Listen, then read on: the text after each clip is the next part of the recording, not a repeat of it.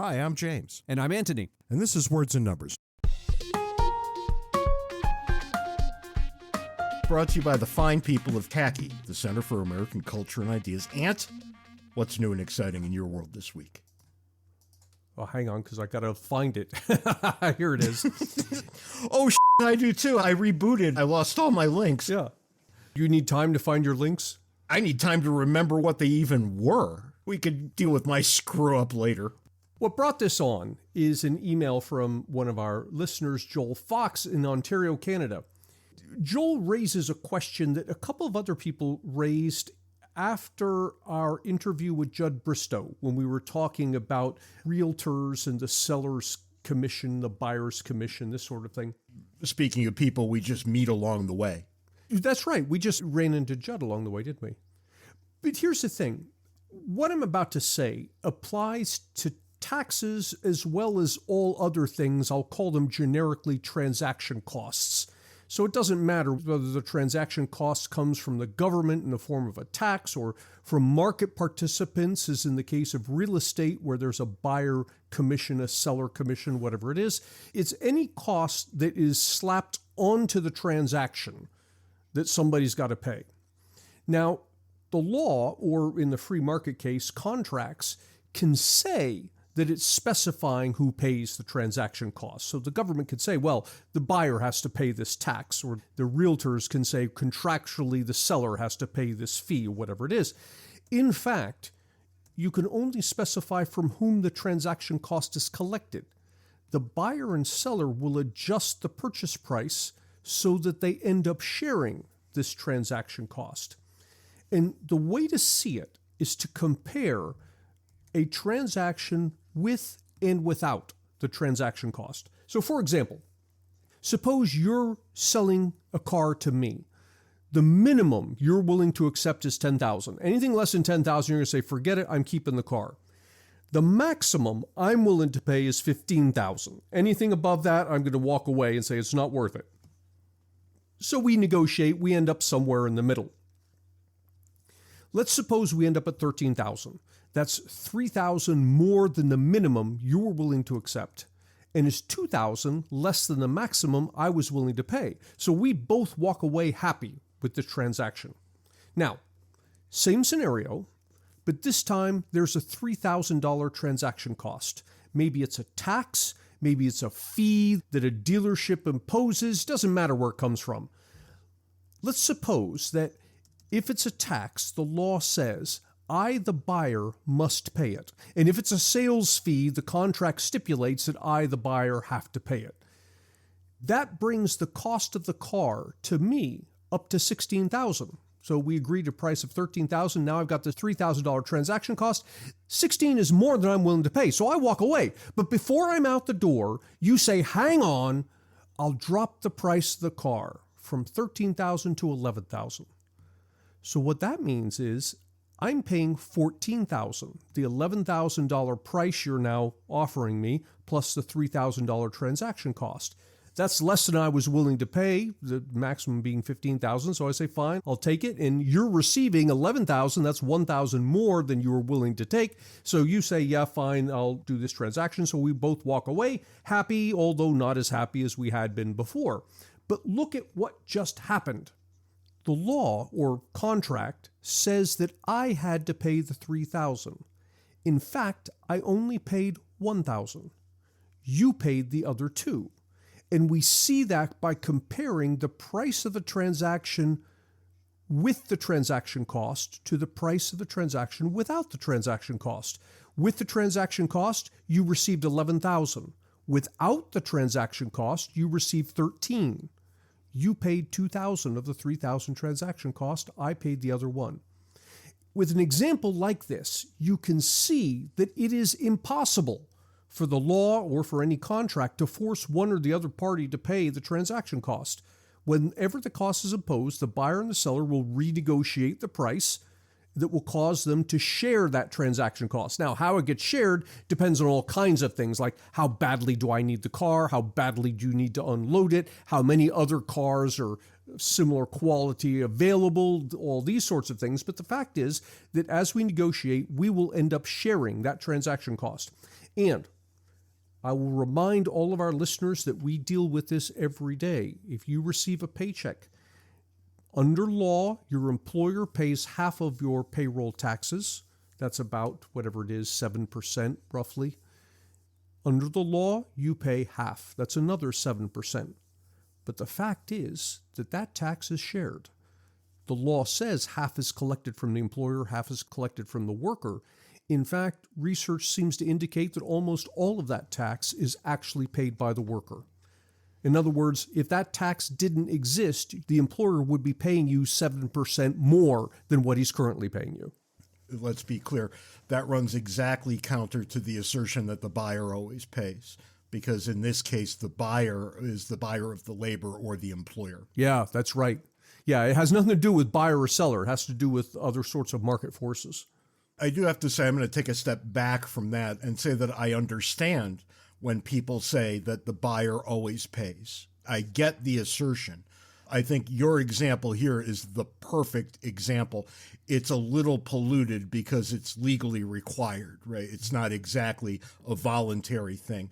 But when people say that it's the buyer who pays, I think they're taking as given that the buyer needs something and the seller wants to sell something. Yeah, and they think that because they are buyers. I think that's also correct. But nonetheless, when I'm buying a house, I'm keenly aware that I'm on the hook for every expense. Mm-hmm. Right. So I think there's something to the assertion that the buyer always pays. But I understand that it's more complicated than that. Yeah, I would imagine that the bulk of what you're describing falls under the heading of the psychology of the thing. I think that's absolutely correct. I think the psychology of the thing is important. It may not be correct in the most technical sense. Both positions have something very real to add to this mix. That's all I have. Well, that's nice. Have you found your links? I have. I want to talk about something that we've talked about before, and we've more or less ridiculed it, and yet it keeps coming back, and it keeps coming back in greater number. I'm referring to this belief that America is on the precipice of a civil war. Mm. You know, there's a movie out right now that we should probably both see and talk about real soon that looks to be actually a pretty good movie, but the movie, as I understand it, doesn't take into account the cause of the Civil War. It just deals with it as it's happening. Interestingly, Texas and California are on the same side, which makes it seem rather unlikely, but right. Nonetheless, there's a Rasmussen report, a Rasmussen poll right now that asserts, I haven't read into the poll to see if it's a legitimate poll yet, but over 40% of Americans believe that the country could be torn apart by a civil war within the next 5 years. That's a rather big number. On the one hand, it is. On the other hand, it doesn't surprise me. And I guess I'm of two minds here because I hear a similar thing from people. They kind of take it for granted. On the other hand, the people who are taking it for granted have no idea what civil war means. I think that's right. And if you listened carefully to the words I just used, you would have heard two qualifiers. Could be within 5 years. Right? Those are both very big qualifiers. That doesn't mean that 40% of the American public think a civil war will happen. Right. It's that they think it might happen within 5 years. It's an eye-popping number. I think it's probably starting to be worth our time to talk about this. There seems to be a partisan angle here where more Republicans believe this than Democrats. Really? What are the numbers for Democrats? That's a little harder to suss out from what we've got before us, but what it ends up saying is that 37% of voters agree that a civil war is more likely to happen if Joe Biden is reelected. Comparatively, 25% see the conflict being more likely under Trump. 30% say it wouldn't make much of a difference either way. That tells you something right there. It does, and it's probably the reverse of what I would have assumed. It matches what I'd assume, that this is coming from Republicans. Why is that? What the numbers imply to me is that this belief in an impending civil war is more prevalent on the right than on the left. I think that's right, but coming from the other side of the coin, Biden's already been president for 4 years. It hasn't happened. We're not any closer to it than we were 4 years ago. And the apocalyptic discussion that I hear centered around this election always comes from the left pointing to Trump. I don't hear apocalyptic discussion from the right pointing at Biden. And in fairness, people do say the country is lost, but people say that every 4 years or so. I tend to agree this time, given the two people we've come up with. Yeah, but you agree because of the two people we've come up with, not because Joe Biden is president. That's right. Yeah. Right. I think that's a critical difference. Anyway, probably a sad state of affairs that wasn't the foolishness of the week, but it wasn't. The foolishness of the weekend, well, we're going back to our old friend, Amy Klobuchar. Remember her? No, I don't. The name rings a bell. Tell me. She ran for president once upon a time and said ridiculously stupid things from a debate stage. Oh, that's right. I remember hoping and praying that she'd make it further into the debate just for entertainment's sake. Because things aren't bad enough already, let's make them worse.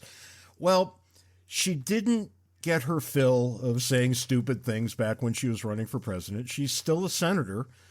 And now, I want to read to you a tweet from yesterday as I read this, May 4th, 2024. We'll put it up in the show notes, but if you have to go find it yourself, there's the date. Local newspapers, she says, are closing at an alarming rate. Here's the problem with that. People rely on these outlets for important news happening in their community. I've got a bill to help outlets by letting news orgs negotiate fairer rates with big tech over access to their content.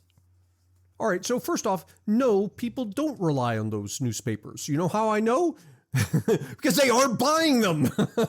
I do know how you know, because they're all going out of business across the fruited plain, which I wish weren't happening, right? Yeah.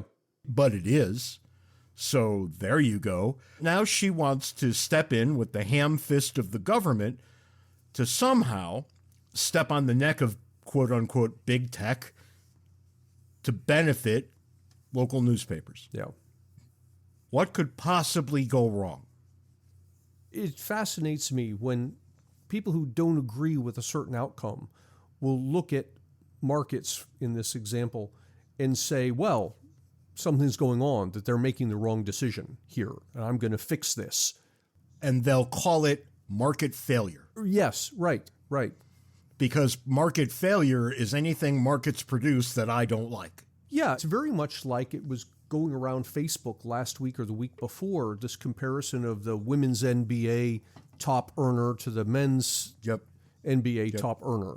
And thankfully, I was impressed with the number of comments I saw on Facebook, and I saw them on YouTube as well, of people saying, but hang on, if you really want her to earn more, where's your season ticket to the WNBA games? And I want to point out that in many, many ways, sports fans understand economics better than most people. Yeah, why is that, do you think? Because they read the headlines. They know what people get paid. Mm-hmm. They know what certain jobs are worth, right? And being kind of a stock player in the NBA is going to earn you a lot more than being top 5 in the WNBA, because the WNBA doesn't earn any money as a league. Yep. And sports fans know that. Most of them know that because they don't watch the WNBA, because it's not a product they care about. Now, I think you've seen in the last 10, 15 years, women's basketball at the college level has really exploded. It's done quite well. And sooner or later, that's likely to translate into enhanced revenues at the professional level. It hasn't yet, not by a long shot, but I think it likely will. Until that happens, these are the pay scales that you should expect. Yeah. And this is the problem, right? The people moaning about this are not sports fans, they're ideologues. And the ideologues are not supporting the sports league any more than the sports fans are. Well, put your money where your mouth is. Right. Find your way to the game, buy the jerseys, etc., etc., all the things that have made the NBA an unbelievable success story. I've said this before. I'm from Connecticut. We're required by law to love women's basketball. The simple fact of the matter is that the women play a fundamentally different game than the men, and it's not as entertaining to watch. And as long as that's true, I'm guessing this is an unpopular thing to say out loud, but there is a difference between male and female biology. The physiology is just simply different. You're not going to get the double tomahawk reverse jam in the women's game, right? It's not going to happen that way. They play a team game, which I think is a lot more interesting in a lot of ways. But most people don't think that, and they don't watch. So blame nature here. And people, I think, in this day and age are reticent to admit that there even is a nature when you're talking about gender differences. Yeah, you're not allowed to say that. And as long as that's true, well, you're not going to talk about what's actually keeping people from watching these games. Right. You have no choice but to conclude it's misogyny. That's right. And it isn't. That's, I think, patently absurd. For one-stop shopping for all things James and Ant, visit our website, wordsandnumbers.org. We give a special shout-out to our Patreon sponsors who help us keep the lights on. If you'd like to contribute, go to patreon.com/wordsandnumbers.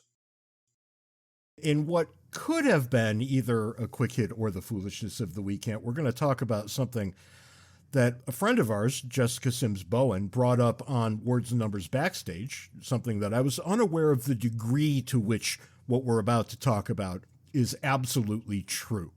And she asked a question about the relative numbers, when you're talking in the United States, about our homeless population versus our millionaire population, because we know, in quotes, that we have a massive, in quotes, homeless problem. I also wasn't aware of this thing that Jessica posted, although I knew half of it. You've got the numbers open in front of you, right? Oh, yeah, I do. I was aware of part of it because part of the story started making the rounds on social media about a week or two ago, and it was this breathless headline of a 12% increase in the number of homeless people in this country. Let's be fair. That's a massive increase. Yeah, it is massive increase. Before we get into the meat of it, I want to say that homelessness is something that I am deeply aware of, right? Because I live in a metropolitan area, and I have seen with my own two eyes the homelessness problem becoming more pronounced over about the last 4 to 5 years. How do I know this? Well, we have homeless encampments here in Tucson, Arizona. We have a bike loop that goes around the city, and it's about 111 miles of very beautifully paved surface, and you could ride around the entire city if you're up for a 111-mile ride. I'm not, but I've been on the bike loop before, little chunks of it here and there. It's the perfect place, right, for a homeless encampment to spring up because it's cared for, it's manicured, it's relatively clean, there are flat parcels, right, all the reasons that you would think. And I've seen those encampments grow. They've grown considerably. I ask around a lot from people in other metropolitan areas, and they tell me that similar things have happened in their metropolitan areas as well. I haven't heard anybody say, no, our homeless problem's gotten better. Right. I'm aware that there is a problem, and it is growing. And when you poke around as to the cause, you inevitably come to mental illness and drug abuse, right? You're going to end up there inevitably. However, over the last few years, there seem to be two other groups that have joined the ranks of the homeless. The homeless by choice, which is a very strange group, right? The people who are literally opting out of what we would call the social order. And then another group of people who were already on the fringes, who got priced out of the housing market when inflation hit the way it did. I'm glad you mentioned this, because when we think about homelessness, it seems that our answer is, well, we need to provide homes for these people.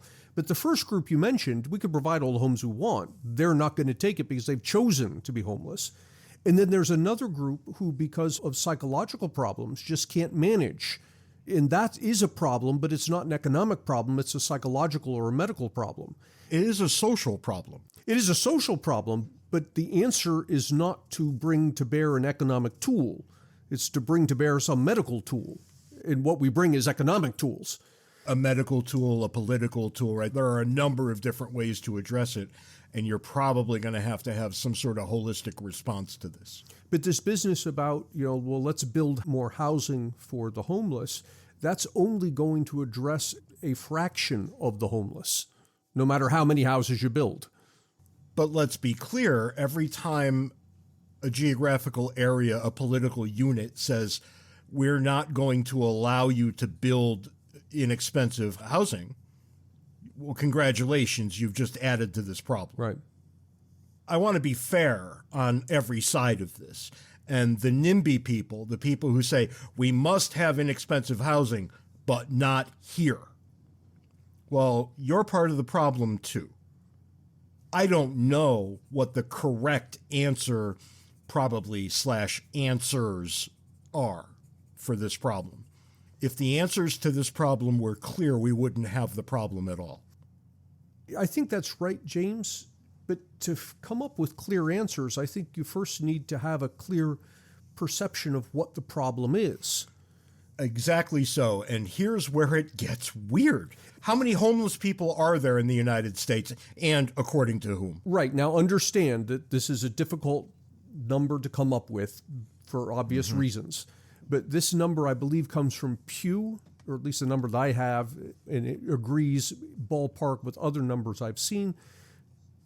Countrywide, 653,000. And I'll emphasize that is up 12% from 2022. Let me ask you a math question here to put this in perspective. What percentage of the American population is that? There we go. It went up from 17/100ths% to 20/100ths%. Let's be brutally honest. We are dealing with a small problem. It's a huge problem to the people who are homeless, but it is a small problem to the people of the United States. The way I would phrase it is we should care about the homeless, but not so much about homelessness. Homelessness is not a problem. The homeless are. That's a very nice way of putting it. I think you can be compassionate here. You can care about the homeless. And for the record, I do, deeply. I think everybody is two bad decisions away from being homeless. Yeah. I just think that's inevitably true.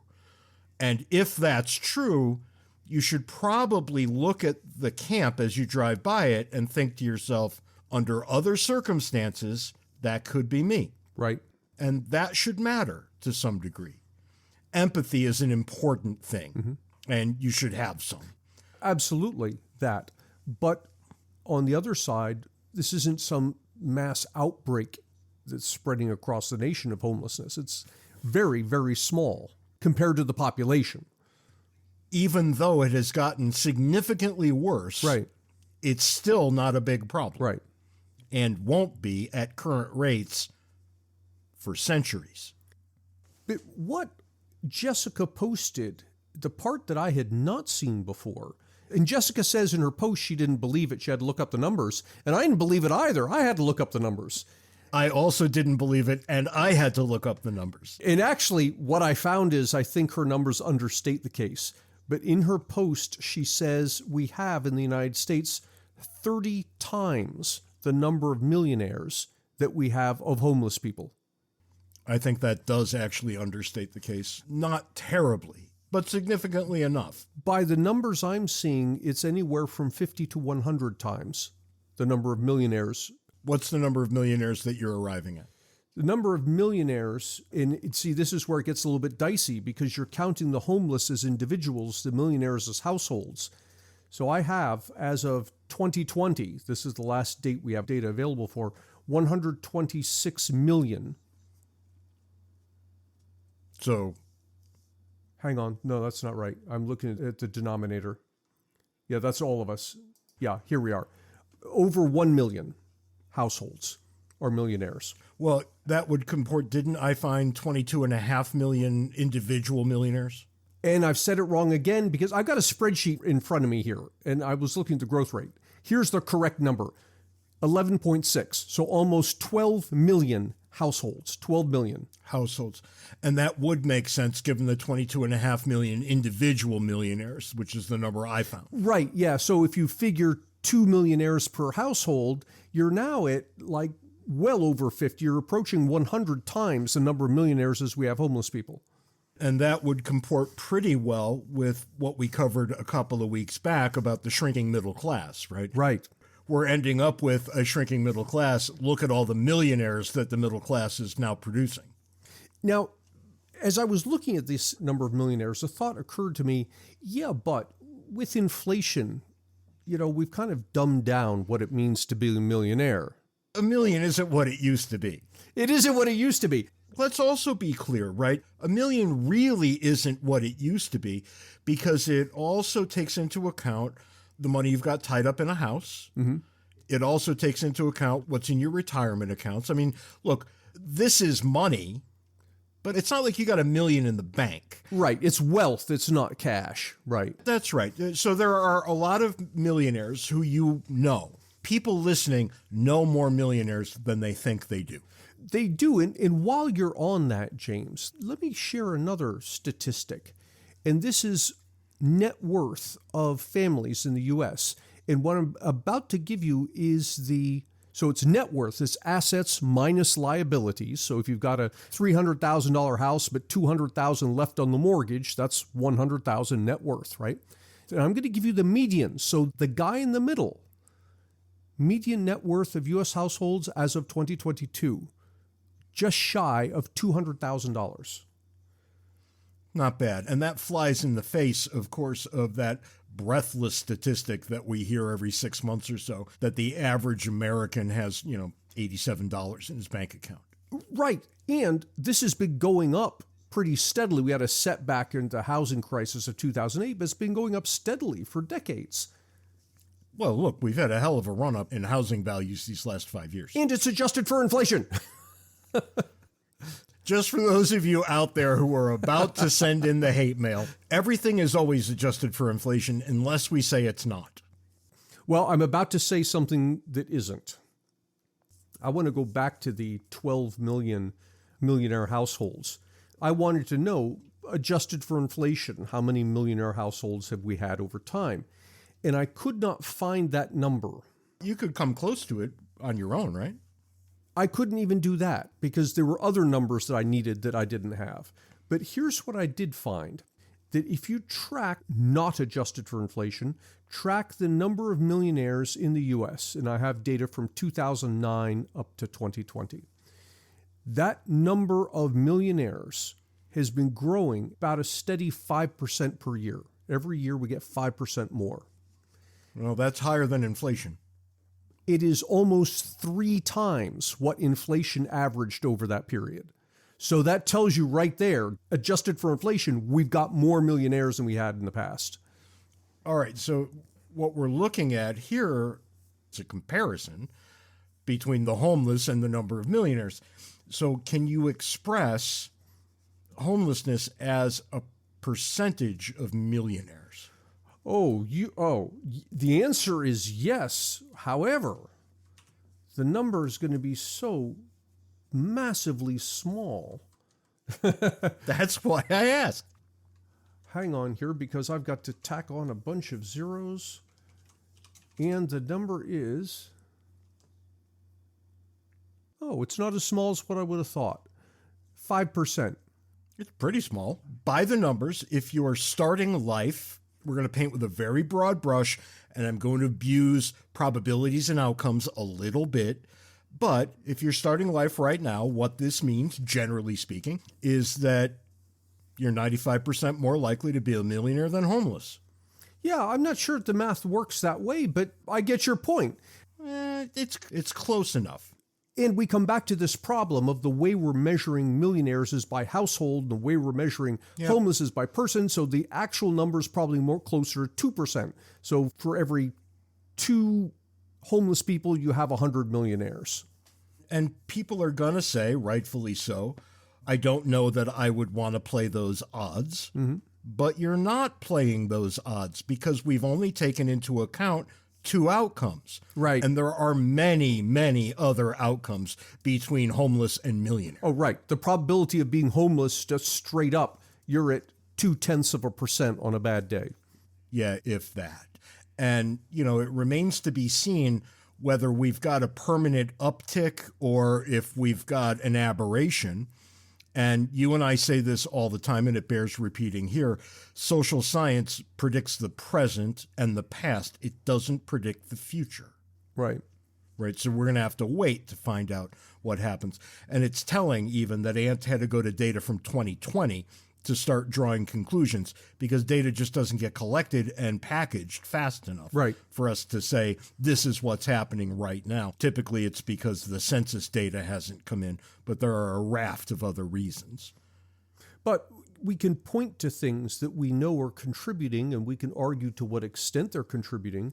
But so many of the policies, just to pick on California for a moment, that we've talked about in the past, that California imposes, these extremely high minimum wage, which makes it difficult for someone who's on the skids to get a job in the first place. Somebody with a marginal intellect, or a mental disorder, There are a million different problems. The cost of housing, when we talk about mandating, for example, solar panels, which adds $5,000 to the cost of every house. Right. Well, somebody who couldn't already afford a house now really can't afford a house. Yeah. And you'll say, well, let them rent, but what do you think that does to rental costs? Well, and while we're talking about rent, how California, the law falls on the side of squatters. And so someone goes and rents a place and decides he's no longer going to pay the rent. The landlord in California finds it very difficult to get rid of the person, which means in turn, you're going to have far fewer landlords. People aren't going to want to take on that kind of risk. Contrary to what people think, that's been a problem in places for decades. I know in Connecticut, for example, where I grew up, if you're renting and you can't afford the rent and you pay anything at all, like $10, wow, the clock to evict you starts over. Oh my God. Wow. Right. So you get laws in various places that just favor the renter against the landlord. And I understand why places do that, but there are ramifications. And, you can understand the reasoning for it, but people respond to incentives. They'll learn how to play that game. I remember when I used to live in West Virginia, it was a thing. People understood that there was a certain date in the late fall when you could stop paying your electric bill because by law, the electric company wasn't allowed to turn off your electric in the middle of winter. And, let's be clear, they wouldn't turn it off because you'd freeze to death. Right, yeah. If you ask yourself, well, why do I have to have a credit check before I rent? I'm here with a check with the money. Well, they have to make sure that you're not a deadbeat because if they let a deadbeat in, they might not be able to get them out. Right, yep. And what does that do to the rent of everybody else in the building? It goes up. All of these things are intimately related. And I can tell you from personal experience, we just moved from Pittsburgh area to Washington. My wife said to me one time, well, what if we don't sell the house here in Pittsburgh area? We rent it. And I said, absolutely not. I am not taking on that kind of risk of somebody just deciding they're not going to pay the rent anymore. And so there's an example of one house that could have been rented out that now isn't. Yeah, no, and look, I had no choice but to rent my house in Western Pennsylvania when I left because the market was so soft I couldn't sell it. Right, yeah. And it remained empty for a portion of the time that I needed it full. Mm-hmm. So there are risks all over town when you decide you're going to rent. Because I was still on the hook for the mortgage, regardless of whether somebody was renting or not. Yep. And that seems to be what everybody forgets, that a landlord is just simply someone who's on the hook for the mortgage. Yeah, it's interesting you say that, because I had this exact conversation with one of my kids just a couple of weeks ago, who was saying, well, they feel that they're just flushing money is on rent because they don't own. I said, hang on a second. Let's suppose you owned a house and you wanted to move. The frictional costs of moving are well into the 5 digits. And when you're young, you move. Yeah, and when you're young, you move. I said, absolutely not, you're not flushing. If anything, you'd be flushing the money if you owned something. And more than that, Ant, I mean, I bought the house here in Tucson, and within the first year, had to replace 2 HVAC systems, 2 water heaters, 2 refrigerators. The list just kept coming and coming. I was in for $50,000 worth of repairs in 1 year. Yep. And unlike a mortgage, I couldn't spread that cost over 30 years. I had to pay people that day. Right.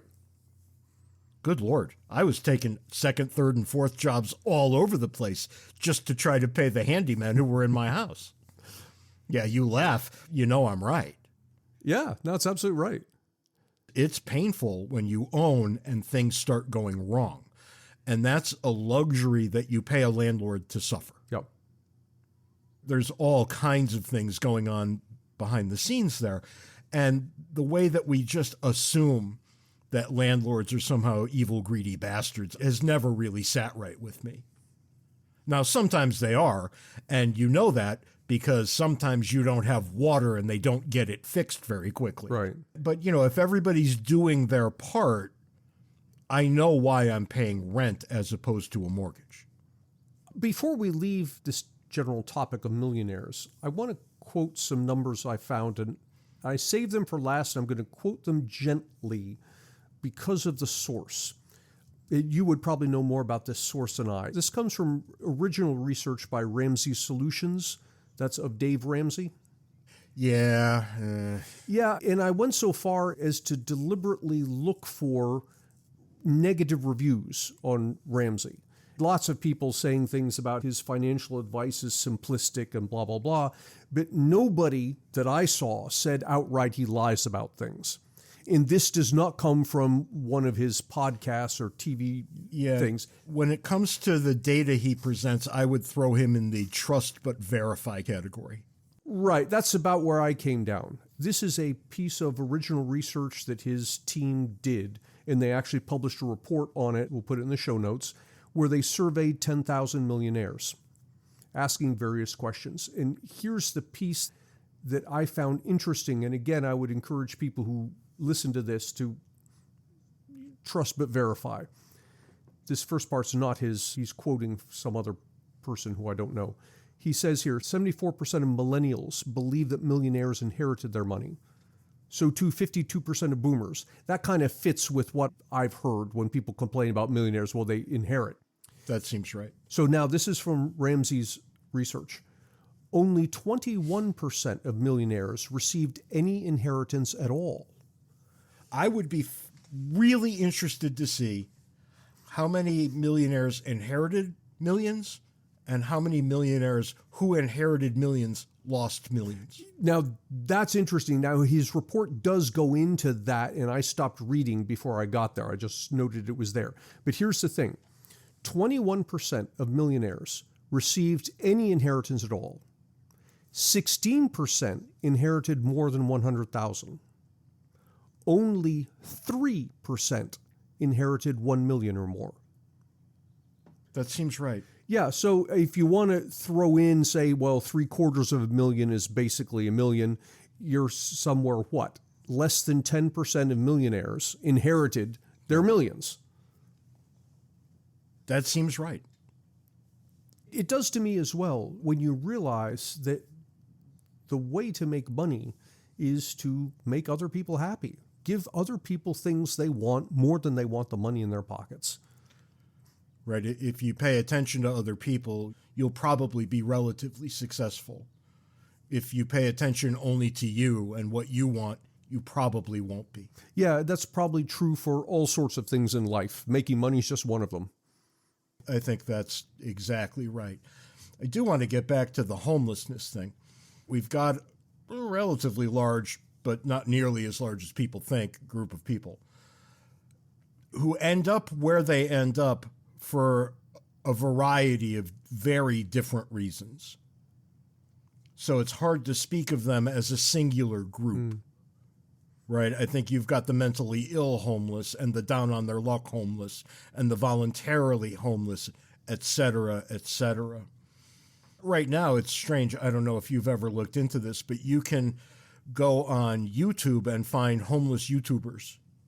No, really? I didn't know that. Think about that for a second. Yeah, really. Are they homeless? Yes. Do they have the technology to be YouTubers? Yes. Okay. I mean, that says something too. I don't want to diminish the problem of homelessness. I also don't want to turn a molehill into a mountain. Right. Which is generally what people in the United States do with this problem. I'm wondering why this problem is somehow different in the public consciousness than all kinds of other problems. I think because you see it. And the public, generally speaking, are people who react to what they see with little thought to how common is this thing. I guess that has to be right to some degree, right? Yeah, I cannot tell you the number of times someone has written me and said, no, you're wrong about X because when I look out my window, I see Y. Well, there's your problem. That's like saying America has a snow problem because I live in Alaska. Right, exactly. Right, come on down here to Arizona and tell me about it. And, you know, we're all biased towards the things that we experience. I don't necessarily think that's a bad thing. But getting from an emotional response to an intellectual one, that's how problems get solved. Right. That's what people are very typically very bad at. Yeah, if you care more about solving the problem than you do feeling good about solving the problem, you need to look at the numbers. I think homelessness is a problem we ought to solve to the degree it can be solved. But as I started with 40 minutes ago, that we still have homelessness might indicate that it is insoluble to some degree, given the nature of the problem itself. Yeah, and given that you're never going to cure 100% of any problem, the fact that we're down to 0.2% says that we're within striking distance of effectually having solved the problem. Maybe. And, you know, I think about the chronically mentally ill and the difficulty even getting them to go to a shelter. Right. In a lot of ways, it's almost impossible. Why? In no small part because shelters have to have rules, and they consistently refuse to follow the rules of the shelter. Why? Because they're mentally ill. You see how this might be insoluble. I'm not being hard-hearted when I say it might be insoluble. I'm being realistic. Right. That doesn't mean you don't do what you can. It just means you'll never wipe it off the face of the earth. I think homelessness might be that kind of problem. Particularly since poverty is the default condition. Poverty happens automatically. You have to actually do something to not be poor. If you don't do anything, congratulations, you're going to be poor. Yeah. And the more you don't do anything, the more poor you will be. Yeah. Add to the mix the role that families play here. And I'm sure, look, America has always had very strong family ties. That's always been true. Contrary to what the doomsdayers will tell you, the family is not disappearing in the United States. The family is actually natural and won't disappear from anywhere. So, you know, put that in your pipe and smoke it. In order to be a true failure, right, to end up out of doors, not only do you have to make a lot of very bad decisions, you have to have fixed it so nobody in your familiar orbit cares enough about you to have you in. Yeah, you have to alienate yourself. Yeah. That's right. And I understand how that happens. I've seen that happen, but that doesn't happen nearly as often as the reverse, when your family will look at you and say, well, you're a up and I don't like you, but you got to live somewhere. So come on, you know, go live in the garage or whatever the terrible answer is. That matters a lot. So, where are we when we think about this? I hesitate to use the word infinitely because that's technically incorrect, but you are much more likely to be a millionaire in American society than homeless. Yes. Which also means probably, and I'm willing to say it absolutely does mean, that you're far more likely to be almost a millionaire than almost homeless, et cetera, et cetera, et cetera. When you start looking at the continuum, it's skewed towards one side. And, maybe the obvious thing here is to say, well, why aren't all those millionaires doing more to help all those homeless people? You can tell millionaires what they should be doing all the time, but I would ask simply, what are you doing? Right. I would say at the very least, and I don't mean to sound callous here, but it's true. At the very least, each one of those millionaires did something in that they ensured that they themselves weren't homeless. And they also made other people happy enough to make them millionaires. Exactly. Right. I think charity is a deeply personal thing. I'm never going to tell people what I do or ask them what they do. I think it's out of bounds. But I'm just asking in a generic sort of way, if you're always saying, well, these people should do this much, what are you doing? Mm-hmm. It's a legitimate question. And I don't require a public answer. I just want you to think about it for a minute. If you have it really good, well, maybe you should spread that around a little bit. If you're experiencing a hard time right now, well, maybe you should try real hard to make your own position better. And that's about where it begins and ends. And that's all the time we've got this week on Words and Numbers. Until next time, send us email, wordsandnumberspodcast@gmail.com. Try to be nice to one person who doesn't deserve it. Till next week, can't take it easy. See you next week, James.